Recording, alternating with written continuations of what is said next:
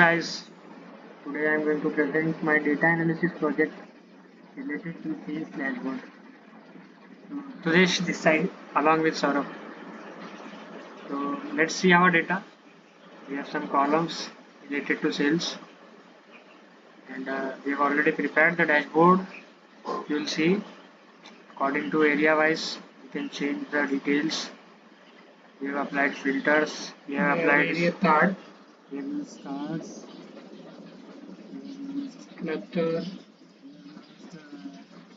Charts like bar charts, line charts, we use slicer, we use Donut. chart. This is a dynamic dashboard. You can see the map changing according to the area and directions. You can hover over the tools, tooltips. You can see the details are changing. You can see data. So this is all. Thank you.